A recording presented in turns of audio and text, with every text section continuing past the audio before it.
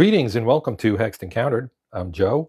In this video, we'll be taking a first look at the game Viva Mexico, the Mexican Revolution 1910 to 1920. This is from White Dog Games. It is actually going to be our next Solitaire Sunday game, and it is designed by Dave Kershaw, and we're going to take a look here, as I said. So I got the Ziploc version, which is a little bit less expensive, no box, but it does have a bag, so it comes in a bag.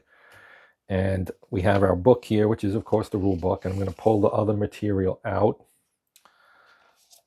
here. And we will start with our... Oh, this is just the cover, I guess. So this would be what would be on the back of the box. So it says, Viva Mexico is a solitaire game where you play various factions in the Mexican Revolution from 1910 to 1920. You can play a standalone scenario or else a campaign game starting from any point in the Mexican Revolution. Depending on the scenario played, you will command either the government or the rebel side, as well as the military units involved. You will control a cast of colorful characters from the Revolution: Pancho Villa, Emiliano Zapata, and many others, such as the wily Orozco, the brutal General Huerta, devious Carranza, and more. But be careful, today's friend could be tomorrow's enemy. So it does have 4 scenarios, and they can be linked together into a campaign game. And you could run a shorter campaign starting at any point in the revolution. So you have 4 scenarios here: the fall of the Porfiriato, Orozco's rebellion, the Constitutionalist revolt, and Carranza's triumph. Each game turn consists of these phases that we'll see in the rules: player move phase, reinforcement phase, the non-player or solitaire move phase, draw phase, non-player, reinforced phase, end phase. You get a 22 by 17 inch map of Mexico, 18 thick counters, including 25 generals and other leaders of the revolution, a rule book including the enjoyable history of the revolution and its participants, a playthrough example, and a player aid sheet. Our solitaire suitability is 10 of 10. Complexity is 5 of 10. Playing minutes 40 minutes to 2 hours. Age is 12 and up. Game design David Kershaw. Game art Jose Ramon Faura. Box design, Mark Mahaffey, and produced by Michael W. Kennedy. He's the man behind White Dog Games. So that is basically this would be like the box, right? So we have the same thing in here that we have on the back, apparently. Here is our rule book. So you can see it's including the design notes and history. It's 17 pages. The rules themselves look like they run 10 pages or so, with scenarios starting on page 11. Okay, so you can see it's got some nice illustration to it here. So you got maps and indications of how the map works. So Jalisco, or Jalisco maybe, is a region with 2 towns, Guadalajara and Manzanillo. Dashed lines are the borders with other regions, but the region Zacatecas to the upper right is blocked by mountains. Red line, 2 of the adjacent regions are linked to Jalisco by railroads. So that's just describing what we have here.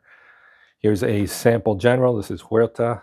He is government general. Huerta has a deployment zone of U, Urbano, and an initiative rating of 2. And this is a sample unit. Rebel cavalry has an attack rating of 3 at the top, a defense in towns rating of 1, and a defense in the countryside rating of 2. So that's how that works. Okay, so the map shows most of Mexico. These are the features of the map. We'll talk about that when we go to the map, I guess. Then our counters, the red counters are rebel rather. Government counters are yellow. Neutral are green. Generals are named characters with a deployment zone letter. That would be where that U is from. And an initiative rating from 0 to 3, a general may have 1 or more units and or assets stacked with them, or none. Units, we get what units are, right? And there are 3 ratings that we just saw. Assets are military equipment such as machine guns. Some are white, as they can be used by either side. Depending on the scenario played, you control either the government or rebels. The enemies are defined below. Friendly is the units or generals on your side. Okay, then you got some sample assets. We've got an artillery here and a machine gun, some peasant samples, two types, 211 and 112. So again, the top numbers there, attack rating, and then you have defense in towns and defense in the countryside. Sample recruits, same thing, 2 types, general in a town. Example, so you do get some nice examples setting up the game. So we'll talk about that when we actually play the game. Play a move phase. Each friendly general is going to be moved once in any order desired. A general must complete their move, including any combat, before another general is moved. A general that moves may drop off units, assets as it moves, but does not pick up any except at the end of the move. If a general finishes their move in a town or countryside where there are units, assets, without a general, these unit assets are always added to the moving general stack. Okay, so if you move through an area that has units, you pick up those units as you move. Then what the generals can do: nothing, move to the countryside from a town, do nothing, or attack. If there's no enemy in the countryside, then other options are available. Attack an enemy occupied town in the same region, move to an unoccupied town in the same region, move to a town in the same region with only friendly units and no other general, or move to another region. See below. Then you can, if you're in the countryside already, you can do nothing, attack enemy in the countryside of the same region, move to another region.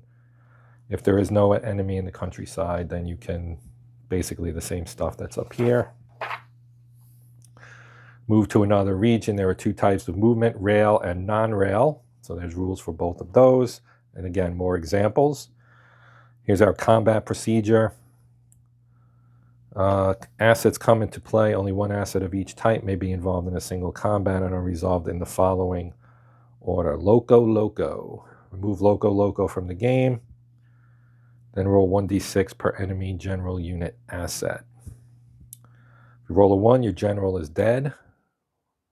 Asset roll 1 or 2. Assets eliminated. Unit roll of 1, 2, 3. Units eliminated. The combat will continue even if an enemy general attacking is eliminated. Artillery. If a force defending a town has artillery or a force attacking a town has artillery, then eliminate 1 enemy. And if the defending force has a machine gun, eliminate 1 enemy. Then you have elimination order to determine what units get eliminated. Player can choose their own unit. All units must be eliminated before the general. Non-player weakest unit first, as determined by strength rating and combat. If 2 or more have the same, you pick 1 randomly. Generals are eliminated last. If a general is eliminated, roll a d6 to determine their fate. 1 is killed, 2, 3 is captured, 4 to 6 escapes, and he goes in a cup. Assets are captured or eliminated. If all enemy units and any general are eliminated, machine guns and Loco Loco are eliminated. Okay. Determine the order of the 2 forces. Forces with higher initiative will hit first. Hit total rating. The hit total rating is 5 or less. Roll a d6. 6 is always a failure. A roll greater than the hit roll total is also a failure. Any other roll less than or equal to the hit roll total causes a number of hits equal to that roll result. So, for example, a hit roll total of 12 would have 3d6 results, 2 with a hit roll total of 5 and 1 with a hit roll total of 2. 5 plus 5 plus 2 equals 12. Each hit eliminates 1 enemy. Eliminated units are removed from the map. Some units can be rebuilt in the reinforcement phases. If you attack a town, if the defending force is entirely eliminated, you can move into the town. Attacking from a town into countryside, any surviving attackers will be placed in the countryside, even if the opposing force or another is still present. Then you have reinforcement phase. Only certain players can be placed. You have different rules for rebels and government. The non-player move phase, with a general in a town, generals in the countryside. Second, any general that are in regions with no enemy units may move. Okay, then we have our draw phase. Draw a random counter from the cup. If the counter is a unit from your side or an asset of your side, place it with any friendly general. For a neutral unit or any general, determine what region it appears in using the random region table below. Then you roll a d6 and cross-reference with the name or deployment zone code on the counter. Okay, if the counter's a friendly general or an enemy general, etc. Then the non-player does the same. And again, you have, if it's a government, if you're playing as the rebels against the government, or if you're playing as the government against the rebels. And then we have a second reinforcement and an end phase. And then here are our scenarios. And it'll tell you what the setup is for each one and placement. So our first scenario, the fall of the Porfiriato. Scenario, transition, if you're going to go in the campaign game, how a transition moves from that to the second one, Orozco's Rebellion. Setup, if you're not playing the campaign game. Then a transition to scenario 3. And you have some background here too as well. Scenario 3 background. Scenario 3 is the Constitutionalist Revolt. And there you have more. You have an optional counter for this one and another transition to 4 if you're playing the campaign game. Carranza's Triumph. And over here you have design notes, a brief history, part 1, part 2, part 3, part 4. And you have various images here as well. And that is the rule book. We also have our playthrough example, and I may do this. It starts with it shows you scenario 2, Orozco's Rebellion. Note that units in the cup have been placed on the map for clarity. So you have, this is the cup area right here. Here's our map and units placed on it. And then it kind of goes through and shows you examples of play, which is what you would expect it to be doing. Right? So like I said, I may go through this. Then we have our player aid sheet. It is two-sided. This is, of course, a solitaire game, so you only need one. And it goes through each phase. You got your move phase, your reinforcement phase. Here's our combat procedure, the non-player move, the draw phase, non-player reinforce, and the end phase. Of course, we have counters. So here's our counter sheet. So at the top, this is the front. It's a half sheet, as you can see.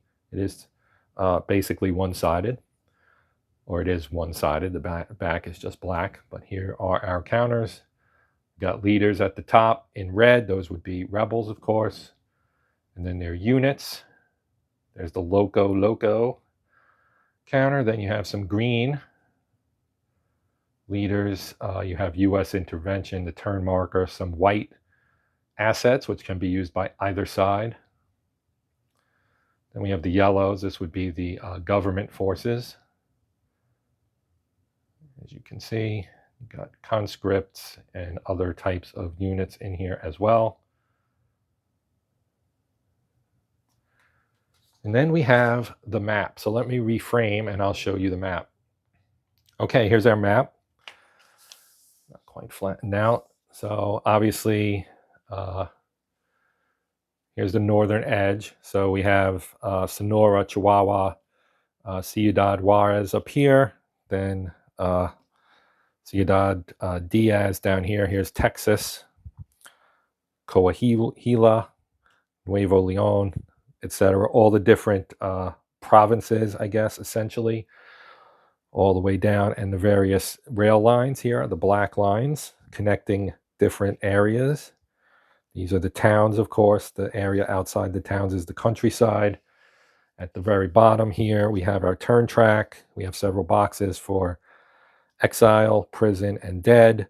Then you have zones for placement of various things. So like Urbano, which we saw earlier. I know this is probably a little hard to see, but I wanted to be able to show the whole map, so I zoomed way out. Urbano, so you would get Zacatecas, Mexico, Veracruz, Hidalgo, Sonora, Bajío.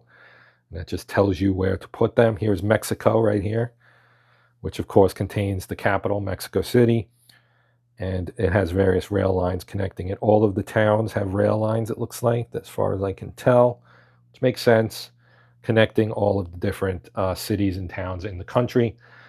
And so very straightforward, simple map, not not overly complicated. There's not a lot to it, but it's also relatively small. So when I do my gameplay, I'll probably tighten up and show maybe half the map, and then I'll move the camera around to show various things since the counters themselves, as you can see, there's the counter sheet. So that's the approximate size a counter would be on the map, as you can plainly see. So this is a solitaire game. The cool thing is, depending on what you're playing, you can play either side. You can play a campaign game that would bring you through that entire decade of play. And it's an interesting thing. I've never played a game on the Mexican Revolution before, so this seems like an interesting topic to me. I've long been interested in trying something from White Dog Games, and this is the first one I've actually picked up, although I've been sorely tempted to get some of the other ones. I got this fairly recently, and I'm looking forward to trying it. So this will be our next solo Sunday game. And you can look forward to a playthrough, or the start of the playthrough of this next week. I may do the play example first and then start a campaign, but I'll go through that and figure that out, and you will find out what I decide next week. So for now, that's going to do it. If you have anything you want to say, any questions you want to ask, you can feel free to do so, and I'll do my best to answer. But otherwise, I hope you enjoyed the video and will consider liking, sharing, and/or subscribing if you're not a subscriber. Of course, if you are already a subscriber, I thank you for your support. It is greatly appreciated. But that's going to do it for this one. I'm Joe. This is the Hexed Encountered channel. And until next time, as always, happy gaming.